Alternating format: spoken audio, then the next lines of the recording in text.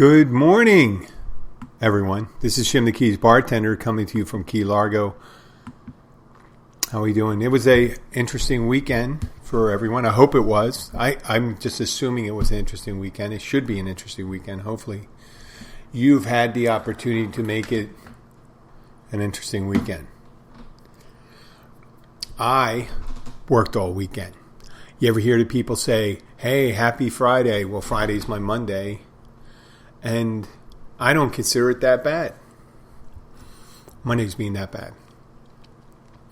So right now I'm looking ahead, maybe about 12 hours worth of work. I don't hate going into work. It's my Friday. I have off Tuesday until Wednesday night. So I enjoy it. I have a lot of things I have to do. It's not necessarily all, lazing about in the hammock outside or on the water or rollerblading. Does anybody fucking rollerblade anymore? I don't know. Years ago, we used to have these people that came in these kind of scooters that would you sway back and forth to use, kind of like on a serpentine. These things that people would use. It was weird. It was just one of those crazes, I guess. You don't see them as much. There were three-wheel scooter with two wheels in the back, one in the front, and people would sway left to right, and it would impel them forward. I don't know. But we have a lot of people down. I said that before. We have a lot of certain people down. Meaning we don't have a lot of foreign tourists, obviously, because of everything that's going on. We don't have a lot of people from other countries. I mean, I'm sure there's some countries where they can get in and things like that. And when Americans have to travel abroad, a lot of times they have to quarantine. And it's still the impression, it seems, that for a certain segment of society, when they come down here, they think Florida's like wide open. So because of our governor, you can do pretty much whatever you want. Which, I can understand from a business standpoint. If you just allow people to do whatever they want, they feel more free. But there's a reason why we don't allow everyone to do exactly what they want. Right? It's like riding in a car without your seat belts and not putting kids in a car seat. I mean, there's certain libertarian sensibilities that don't necessarily make a lot of sense, like elevators. You don't want to have people put in unregulated elevators into skyscrapers. Right? Do you want to take that lottery chance of 1 in 1,000 trips that it's going to, they don't really regulate the elevator industry here, so there's a possibility it'll take us right to the floor we want, or there's a possibility we could plummet to our death. Or the meatpacking industry, not having that regulated, making sure there's not certain things that go into sausage or Spam or whatever, which is pretty much almost fucking everything goes into Spam, or my favorite from my neck of the woods, which is Scrapple. I don't really want to know what it is, but I want it to be somewhat regulated because I don't want them to throw everything in. Right? You don't need to send, you have to clean out certain parts of the entrail that have fecal matter. Otherwise, you could get seriously ill. And there is a libertarian view to eating oysters, right? There's a possibility that when you're eating oysters, you can become very ill. That's why at a lot of restaurants, you'll see a disclaimer. Eating shellfish could be bad for your health. And, pregnant ladies, just like on cigarettes. On cigarettes, you have to be somewhat careful. And that's why you have speed restrictions on highways. Except maybe out in the Netherlands, out in the Midwest, where there's for miles and miles, there's anybody, they may have it according to road conditions. You could travel whatever you want, but you don't want to necessarily people going 100 miles an hour down your local thoroughfares and have your kids walk across the street. School buses, right? school buses, you have to stop when school bus stops. And so not everything. So there's one thing we ask people. We don't ask people to quarantine when they come to Florida, especially Monroe County. There's not all the counties that are the same. But in Monroe County, when you come to Monroe County, if you go inside to a restaurant or a store, and a lot of stores, private businesses do this too, they ask you to wear a mask. And because it's a private business, they can, and actually even government buildings require you to do that down here, state government buildings. So I don't know why private business would. So it would be their choice whether they serve you. So there's a libertarian point of view from your not discriminating against you on the basis of race, lifestyle, religion, creed, whatever, but on public health. That's where you get the shoes and the shirts and the pants.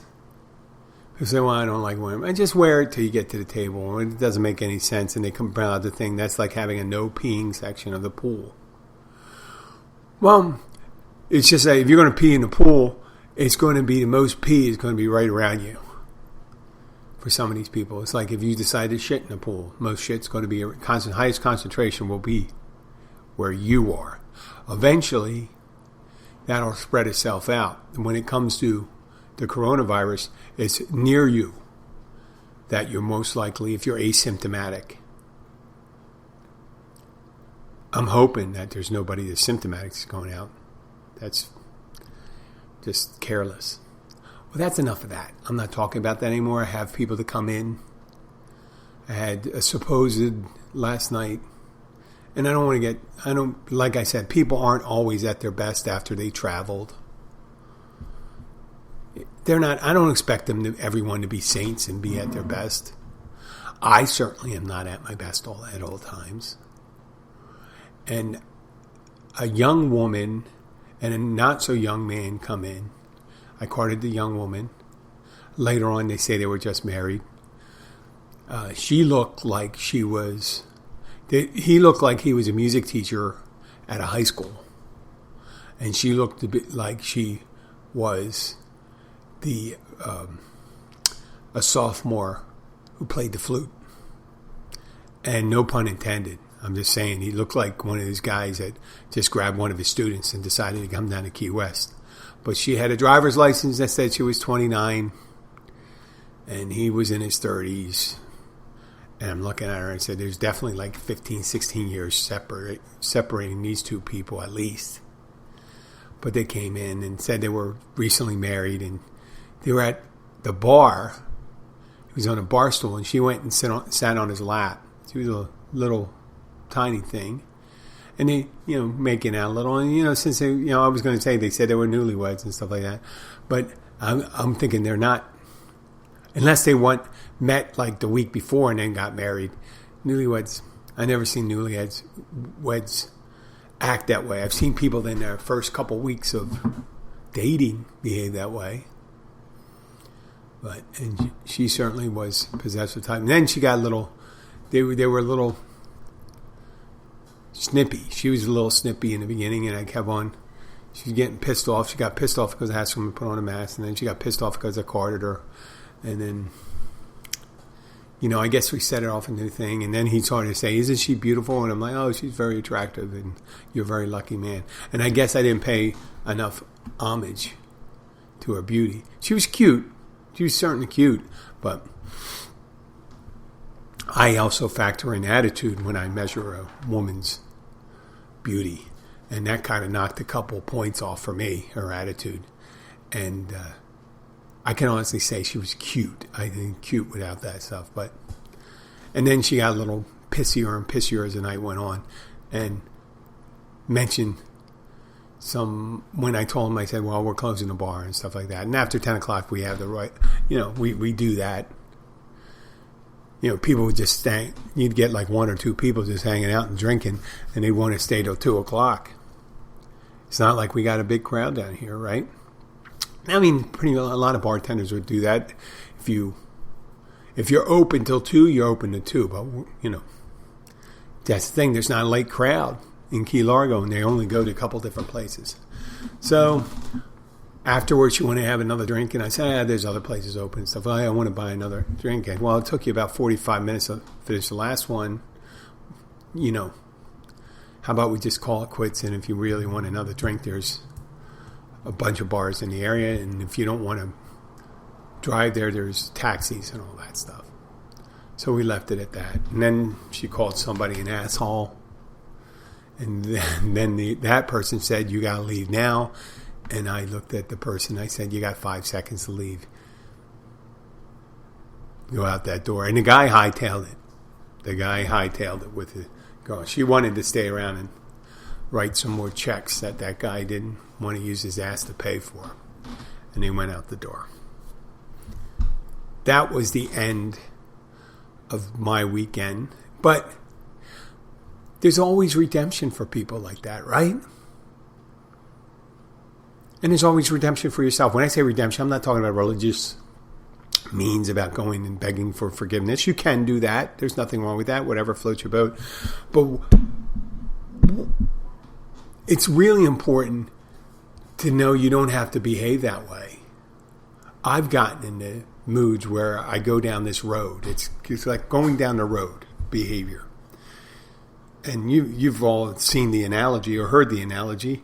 You got the right way of behaving, and then you have the wrong way of behaving. And the wrong way of behaving is like a fork in the road and takes you further from that line. That's the real you. The understanding, the polite, I don't like thinking that way. I don't like behaving that way. But then that road you take can get you down there. And the more you behave a certain way, the more you behave angrily and returning abuse for abuse, the more easy it is to stay on that road and not to come back. It's easy right in the beginning. It's easier to stop than at the end because you could go way off from where you're from. And when I screw up, I meant to say, I apologize. I forgot myself. I wasn't as friendly as I should have been. And understanding, you must have had a really long flight or long ride. And that's all I have to say. I don't have to say, I'm sorry, you must have a very long journey and this. And I'm not going to say, then that's the reason why you're behaving this way. Because once I say that, it's accusatory and go back to confrontation again. I try to get away from the confrontation to say. And some of my very good friends now, I have these two brothers, Steve and Greg, from upstate New York. They're older guys, a couple years older than me. And the first time I met the guy, Greg, he's a little louder, an extrovert, much like myself, different style. But he came in and we started ramping up tit for tat. What do you mean by that? And I said, well, I mean, you're being rude, blah, blah, blah, blah, blah, blah. And it's amping up. And it could have turned into something physical. And then I just go, well, you know what? My name is Jim. And I put my hand out. And he took it. And he goes, I'm, Greg. And we ended up friends ever since. He sounds gruff and all that stuff, but he's not like that. And he's very polite to people. I never understand it when people that aren't polite from the get-go. And I guess I'm trying to figure out how to do it in this new way, how to tell people or ask people.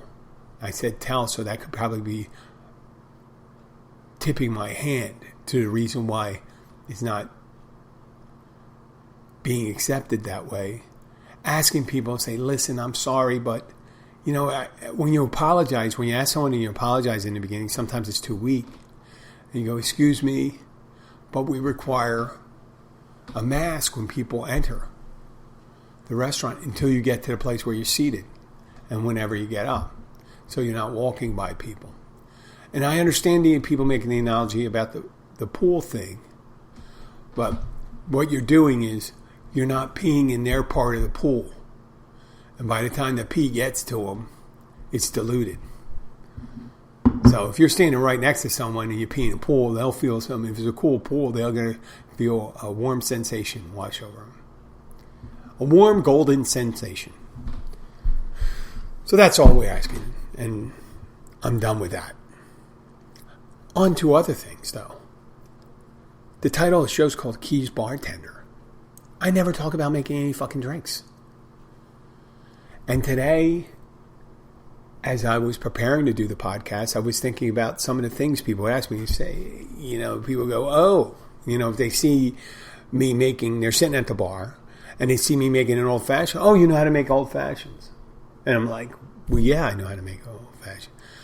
And this weekend, this lady and her husband, the lady owned a bar. She says, I'm from Wisconsin, and I'm going to judge you on how you make your old fashioned. And immediately my hackles went up when you heard that I'm going to judge you. Like, who the fuck are you to judge me? Everyone has their own style of making things. And I thought in my head, yes, I understand this lady had a couple drinks, so her judgment isn't so good. So I better just say, okay, whatever. I say, everyone does have their own style of making things. There's classic. There's like the Mr. Boston Bartender's Guide bartending.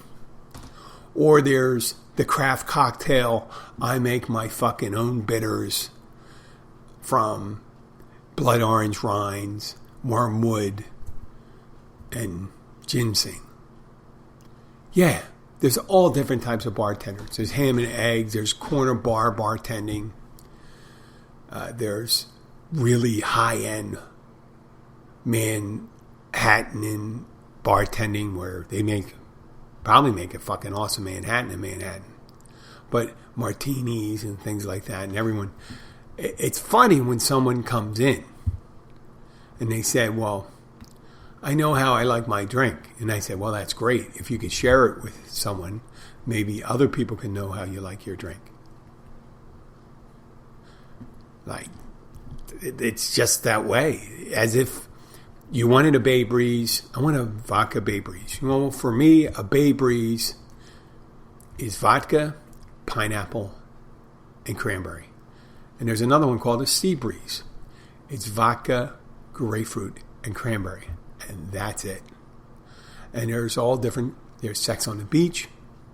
There's an accepted one like that. Iced tea, Long Island iced tea.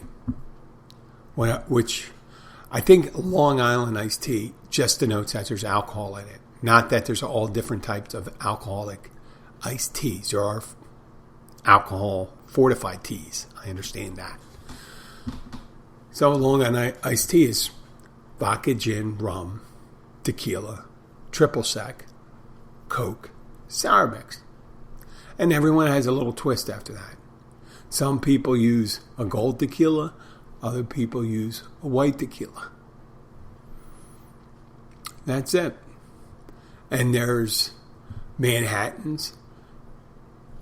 I'm going to go, the pure Manhattan used to be just whiskey and sweet vermouth. And depending on the person, a dash of bitters. And now, obviously, there's a cherry in there. That's it. It's either on the rocks or it's straight up. You can have it dry Manhattan. And if it's a dry Manhattan, it gets a lemon twist. And a lot of Manhattans are...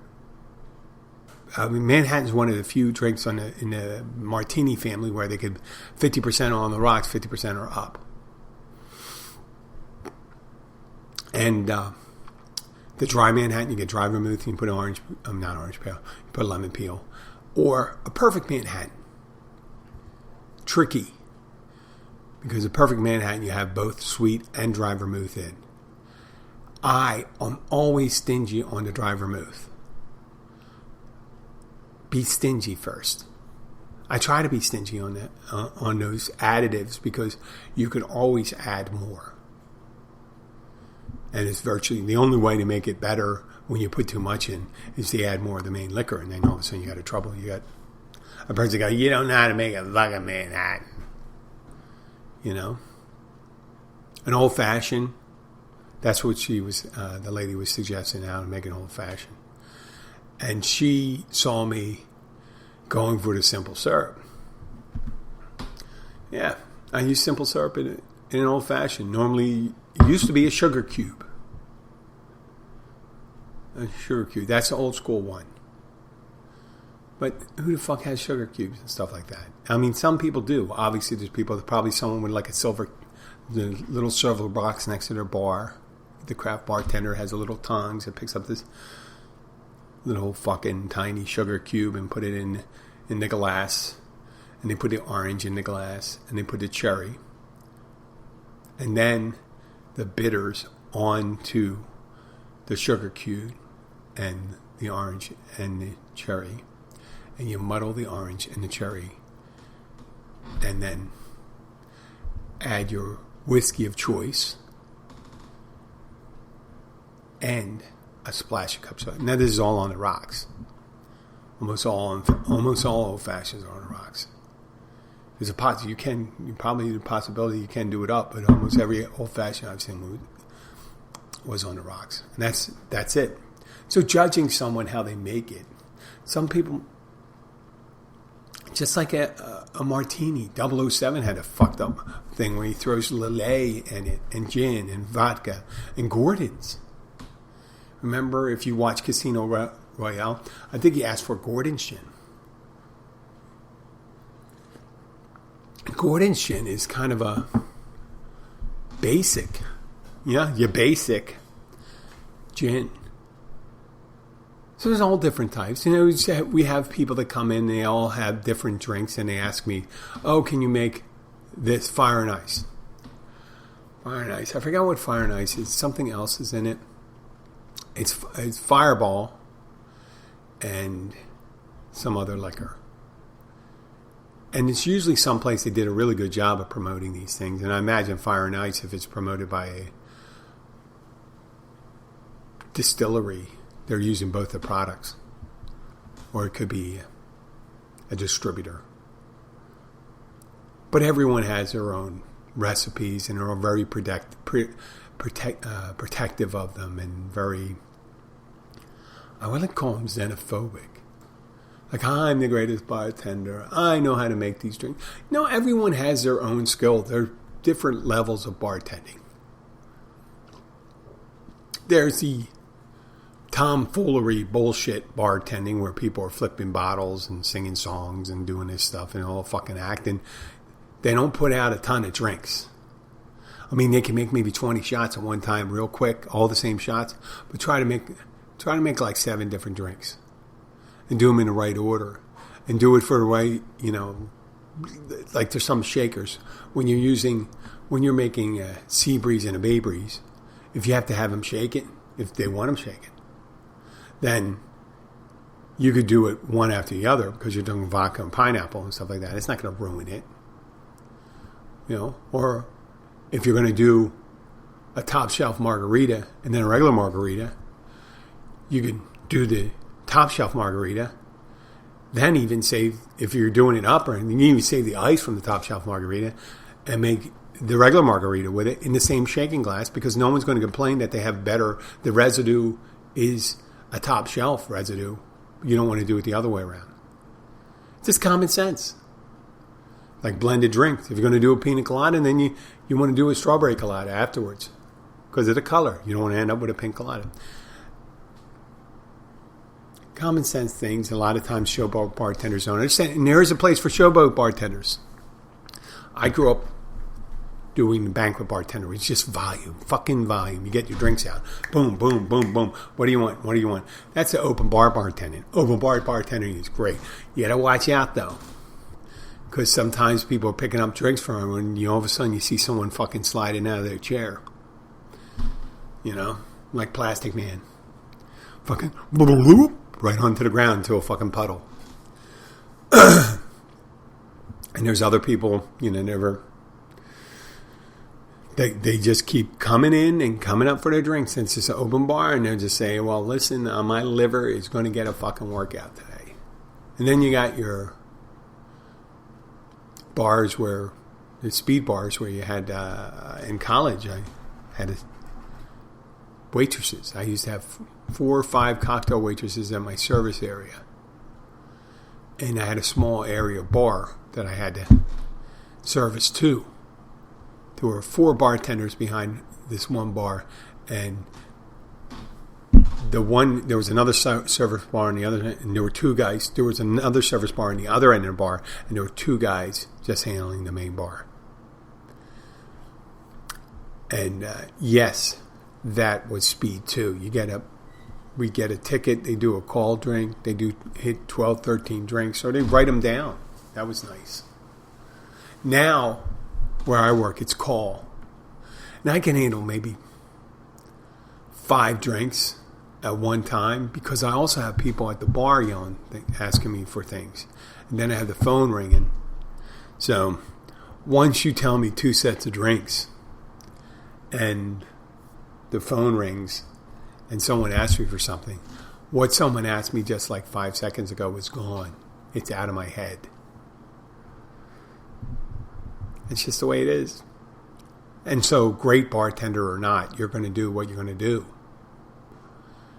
And you're going to make the drink you should make the drink exactly the way the person said they want it. There's one exception. When people say, I want a big glass of bourbon. Well, for me, a big glass of bourbon will be no more than 2.5 to 3 ounces of bourbon. That's it. If you give anything more to someone like that, then you've already overserved them. They drink that. Almost any size person, when they drink like something like that, they walk out, get in their car, they get stopped in 10 minutes. They're legally drunk, and you're liable. So I don't always give people exactly what they want, and we all know they make a little wrong decision when they do that thing.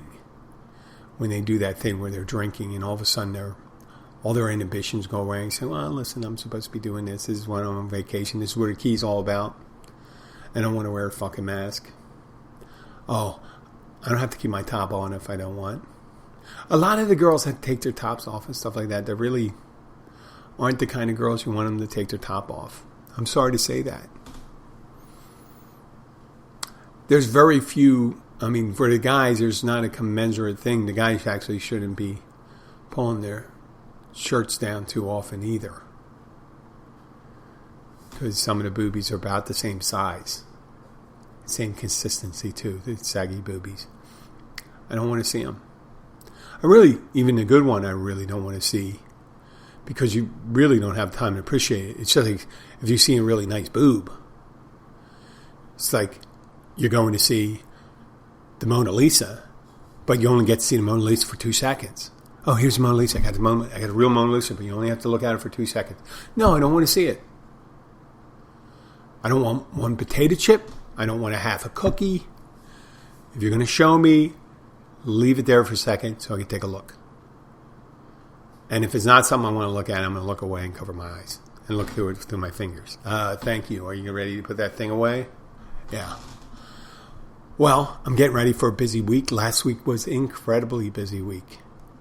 And I did mention that I did my first signing. I also was working on my marketing material.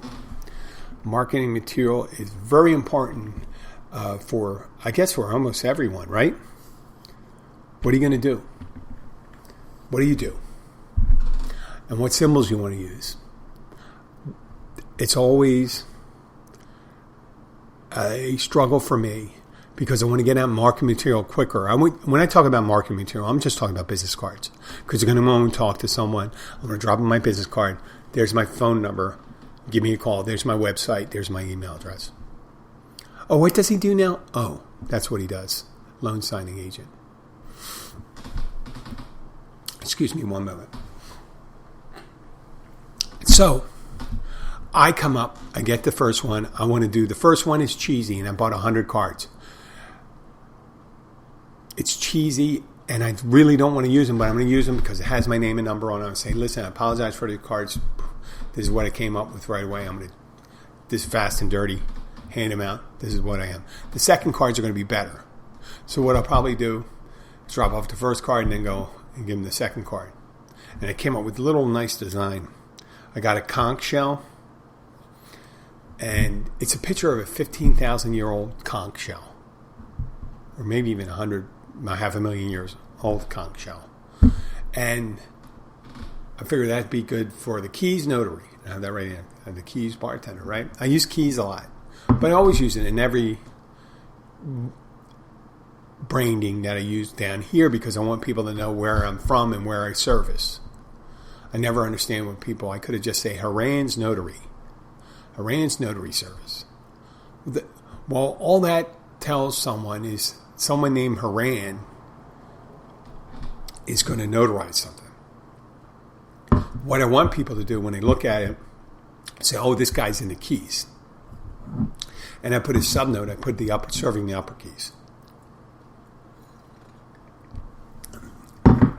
I figure I got the name, I'm going to do it, I'm going to use that. Now I know I may get calls from people in Key West. Do you service Key West? I go, no.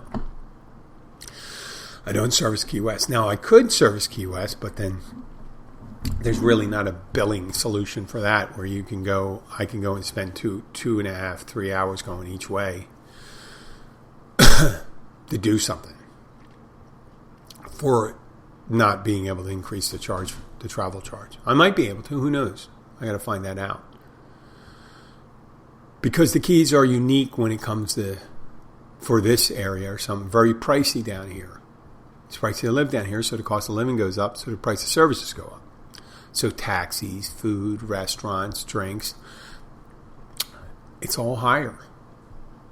If you go to like a place in Florida City, let's say a bar in Florida City and order a drink, the price is significantly different than you get from a bar you go on Duval Street in Key West. It's like drinking in Manhattan versus drinking in Staten Island. It's like buying an apartment in San Francisco, or renting an apartment in San Francisco, or renting an apartment in Sacramento or Oakland. Different cost of living.